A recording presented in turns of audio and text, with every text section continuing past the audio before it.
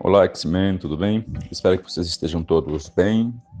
E como nós estamos iniciando nossa semana de estudos síncronos, nesta semana vamos então vamos correr atrás de conteúdo, ok? Estamos trabalhando juntos, o professor Luciano Conceição e eu, professor Joaquim Cardoso. Para esta semana e os próximos dias, vamos começar a ver na área da literatura um pouco sobre o simbolismo no Brasil. O marco oficial do simbolismo no Brasil foi a publicação da obra Missal e Broquéis, de Cruz e Souza, em 1893. Aqui no Brasil foi com essa obra, mas lá na Europa foi com a obra As Flores do Mal, publicada em 1857 na França, do poeta francês Charles Baudelaire. Contexto social em que se deu o simbolismo no Brasil. Ocorreu uma grande crise social no século XIX, a Revolução Industrial atingiu seu auge, houve a aceleração da produção e da venda de mercadorias, as cidades começaram a crescer e os camponeses deixaram o campo em busca de melhores salários nos centros urbanos.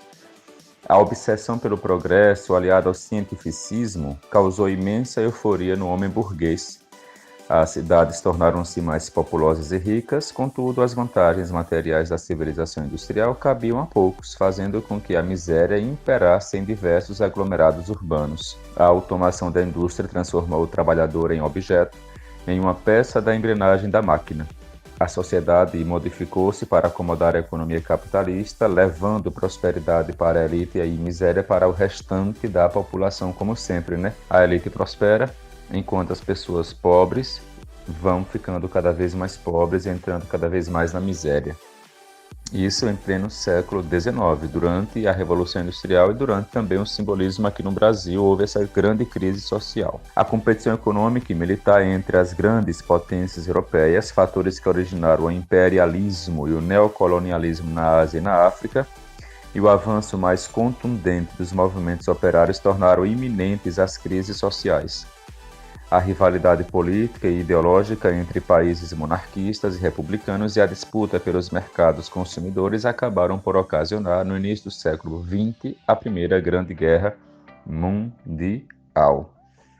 Então esse basicamente é o contexto histórico e social de crise em que se deu o simbolismo, tanto no Brasil quanto na Europa. Observemos que esse cenário de crise é ele quem vai produzir no Brasil toda a situação, todo o contexto do simbolismo, em que surge o simbolismo aqui no Brasil. É bom estar sempre atentos a esses contextos, porque esses contextos acabam influenciando determinantemente o que vai se escrever de poema, de romance, de conto, de crônica no país, ok? Didaticamente, o simbolismo iniciou no Brasil em 1893, como eu disse, com a publicação das obras Missal e Broquéis, de Cruz e Souza. Contudo, antes dessa data, já existiam manifestações da estética simbolista em nosso país, a exemplo do livro Canções da Decadência, de Medeiros e Albuquerque. Em 1891 foi lançado o primeiro manifesto simbolista brasileiro no jornal Folha Popular do Rio de Janeiro, por Emiliano Perneta, Cruz e Souza, Bernardino Lopes e Oscar Rosas. Todavia, as obras de Cruz e Souza tornaram-se um marco do movimento devido à sua grande repercussão.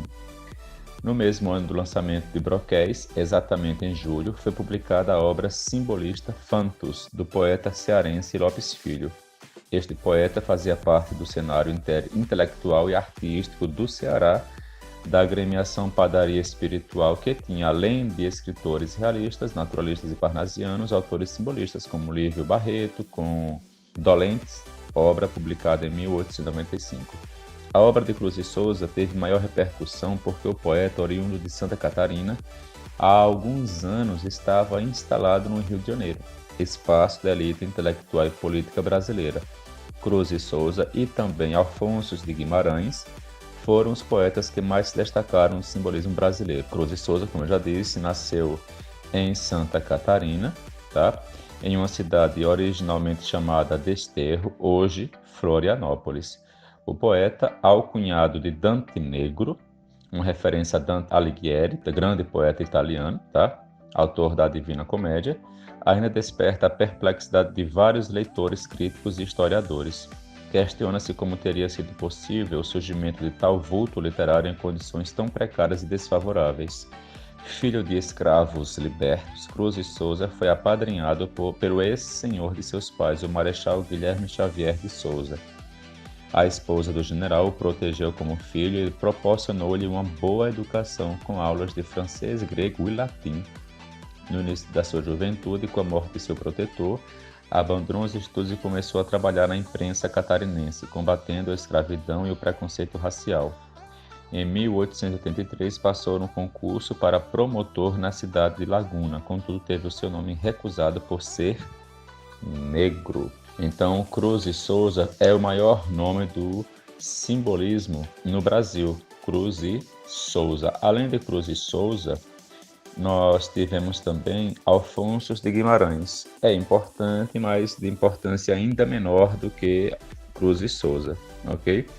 Alfonso de Guimarães nasceu na cidade de Ouro Preto, Minas Gerais, e faleceu em Mariana, também em Minas Gerais. O poeta era sobrinho do escritor romântico Bernardo Guimarães, autor do romance A Escrava Isaura. Formou-se em Direito em São Paulo e assumiu o cargo de juiz em Mariana. Um dado biográfico marcante para sua obra foi a precoce morte de sua noiva Constança, às vésperas do casamento. A lembrança da noiva foi uma das imagens recorrentes dos seus poemas, de temática lírica e mística. Um dos seus polos de interesse poético é a mulher, que além de remeter à imagem da noiva falecida, é construída por um prisma de idealização como uma manifestação terrena de Deus. Os seus versos simples, musicais e de tons religiosos são repletos de ternura e melancolia. Se Cruz e Souza foi o nome que fez repercutir o simbolismo, Alfonso de Guimarães conseguiu enriquecer espiritualmente a estética. É só lembrando que o simbolismo tem esse nome, essa corrente literária chamada simbolismo, recebe esse nome porque vai usar símbolos referentes a mistérios, a sonhos, devaneio, musicalidade. Por exemplo, os poemas simbolistas, os poemas servem para serem cantados, tem muita rima, muita assonância, muita aliteração. Então, é essa referência. Lembrando que o simbolismo surge após 3 grandes escolas literárias, a romântica, a realista e a naturalista, e ela vai, de certa forma, de encontro a essas 3 escolas literárias que eu acabei de mencionar para vocês agora, ok? No mais, até isso e tchau, tchau, bons estudos.